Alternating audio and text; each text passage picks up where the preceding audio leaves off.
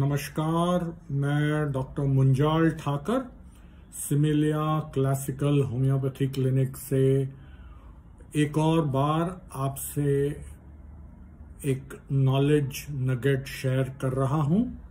और इस बार नवंबर 14 मतलब बाल दिन और वर्ल्ड डायबिटीज डे, तो फिर से एक बार लेकर आया हूं डायबिटीज के बारे में कुछ और इंटरेस्टिंग और इम्पॉर्टेंट जानकारियां।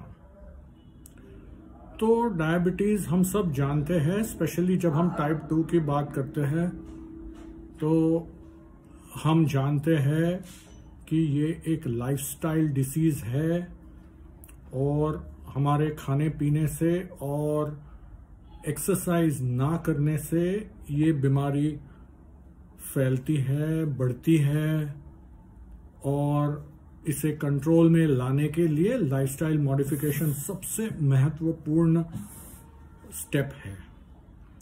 थोड़ा इसके पीछे जाते हैं और इसको बारीकाई से और समझते हैं। तो आज से 30, 40, 50 साल पहले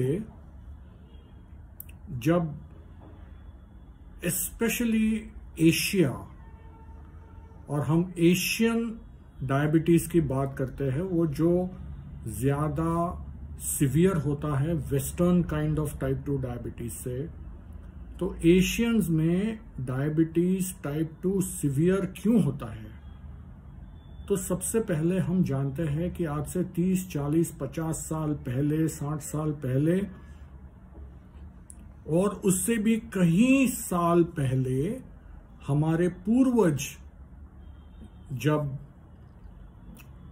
फूड को ढूंढते थे, उनको ढूंढना पड़ता था खाना, फैमिन्स, स्टार्वेशन, ये बहुत कॉमन होता। जहां खाना नहीं मिला है, आपने ये भी सुना होगा, आपके खुद के फैमिलीज में भी सुना होगा हमने, कि खाने की बहुत तकलीफें होती थी, पैसे नहीं होते थे खाना खाने के लिए। एक बार का खाना मिल जाए, दूसरे बार के खाने के बारे में पता नहीं मिलेगा या नहीं मिलेगा। और हमारे पूर्वज जो एंसेस्टर्स हमारे हैं, उनको भी फूड सिक्योरिटी नहीं थी।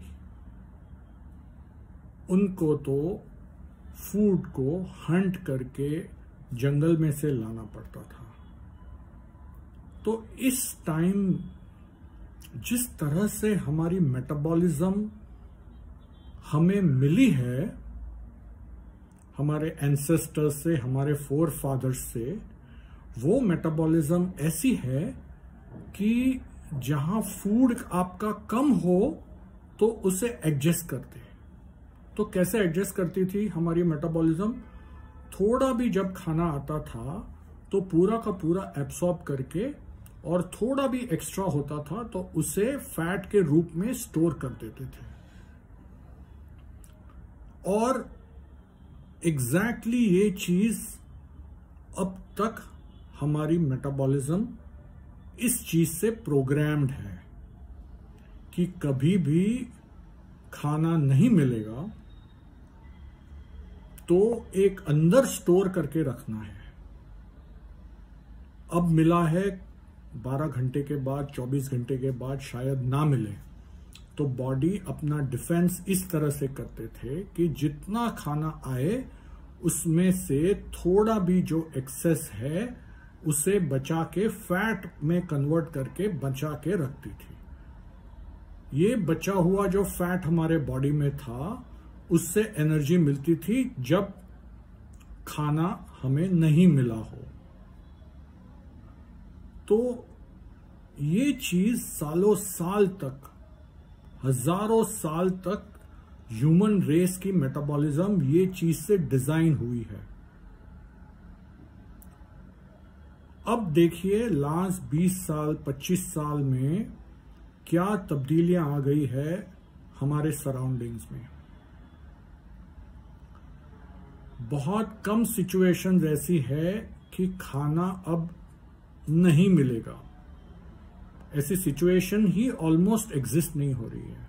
स्पेशली इवन डेवलपिंग नेशंस में आप देखोगे, जैसे इंडिया है, हम इंडिया की बात करेंगे, चाइना की बात करेंगे, अब खाना मिलेगा, कहीं से भी कुछ भी तो मिल जाएगा, इसका कोई प्रॉब्लम ही नहीं है।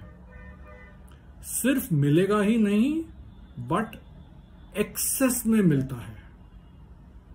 आप सोचिए, हम एक समय था कि दिन में एक बार खाना भी मिलेगा या नहीं मिलेगा उसका सवाल था, और आज के समय दिन में 4 बार 5 बार तो खाते हैं हम। तो अंदर की जो मेटाबॉलिज्म है वो अब तक उसी समय की है जहां खाना नहीं मिल रहा था, और आज ये टाइम आ गया है कि बाहर से इतना सारा खाना आ रहा है, काफी बार जो जरूरी नहीं है वो भी हम डालते हैं। ये है हमारी कंज्यूमरिस्टिक सोसाइटी का नॉर्म। जरूरत से भी ज्यादा कंज्यूम करो, फूड हो या और कुछ भी चीज हो। तो बॉडी अब तक पुराने स्टाइल में ही फंक्शन करती है, और ये फंक्शन क्या है कि जो भी एक्सेस है उसको फैट के रूप में स्टोर करके रखो कि कल उठ के अगर ना मिले तो इस फैट को हम इस्तेमाल कर सकते हैं, जैसे हमारी बैंक बैलेंस। आप देखिए, हम जिस तरह से खाने को भी देखते हैं उसी तरह हम हमारी बैंक बैलेंस को भी उसी तरह ट्रीट करते हैं। तो अब जो एक्स्ट्रा मिला हुआ है उसे फैट के रूप में हमने स्टोर कर दिया है। और कहां पर होता है ये? इसे हम ट्रंकल ओबेसिटी कहते हैं। पेट में, छाती पर, बैक पर ये फैट हम स्टोर करके रखते हैं, और इस फैट से पैदा होता है इंसुलिन रेजिस्टेंस, जो डायबिटीज टाइप 2 का मूलभूत कारण है। तो डायबिटीज और कंज्यूमरिज्म, इसका बड़ा गहरा नाता रिश्ता है। तो ये था आज के लिए इस डायबिटीज, वर्ल्ड डायबिटीज डे पे एक डायबिटीज को देखने की एक दूसरा पहलू, another perspective to look at diabetes and look at ourselves where we are trapped in this consumeristic attitude, which is giving rise to this epidemic proportion of diabetes.